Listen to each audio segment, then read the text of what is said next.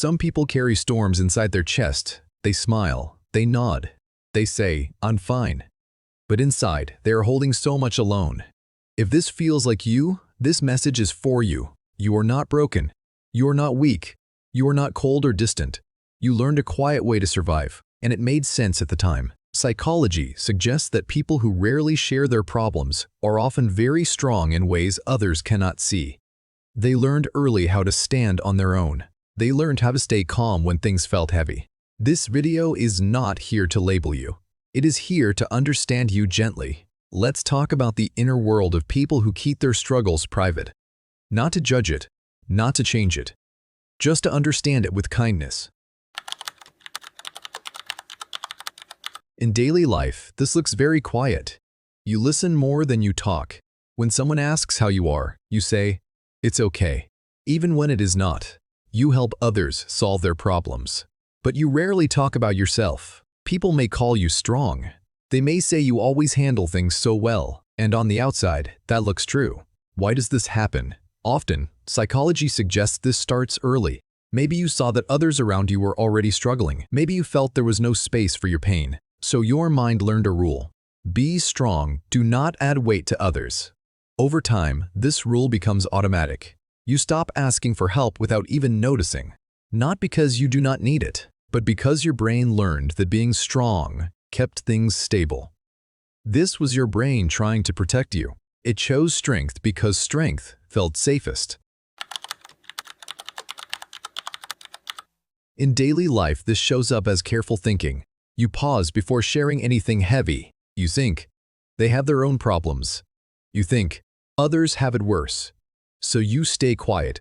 Even when you are hurting, you tell yourself to handle it alone. You might even feel guilty for needing comfort, like your pain is something you should hide.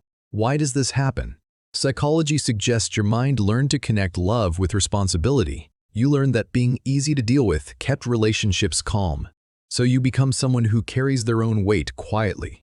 Your brain learned that silence felt kind, that holding back felt loving, that protecting others mattered more than being seen.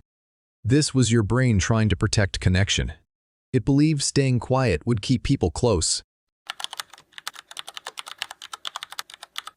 In daily life, this looks like independence. You solve problems on your own. You make plans alone. When things go wrong, you turn inward, not outward. You may feel uncomfortable relying on people. Even when they offer help, you think, "I'll handle it." And most of the time, you do. Why does this happen? Psychology suggests that at some point, relying on others did not feel safe. Maybe help did not come when you needed it. Maybe sharing led to disappointment. So your brain learned another rule: depend on yourself. This rule helped you survive. It made you capable. It made you resilient. But it also made asking for help feel unnatural. This was your brain trying to protect you from letdowns.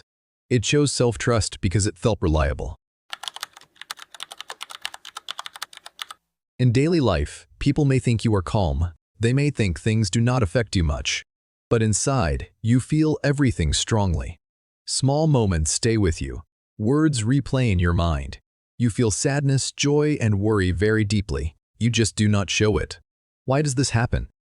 Psychology suggests you learned that showing feelings was risky. Maybe emotions were ignored. Maybe they were misunderstood, so your brain learned to keep feelings inside. You became very good at emotional control. You learned how to function even when things hurt. But your feelings did not disappear. They just went quiet. This was your brain trying to protect you from pain. It hid your feelings to keep you steady. You fear being misunderstood.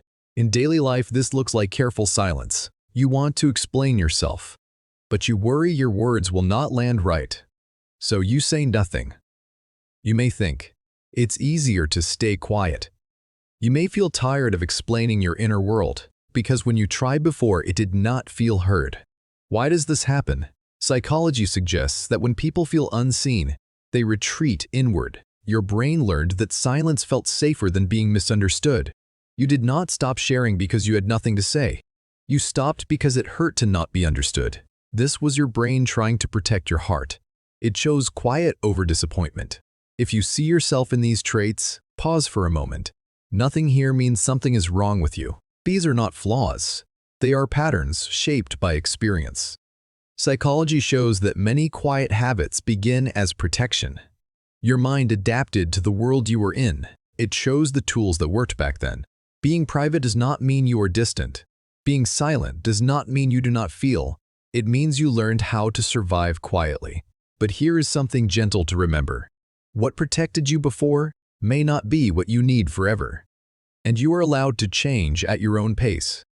You do not need to suddenly share everything. You do not need to become someone else. Awareness is enough for now. You can start by noticing. Noticing when you hold back.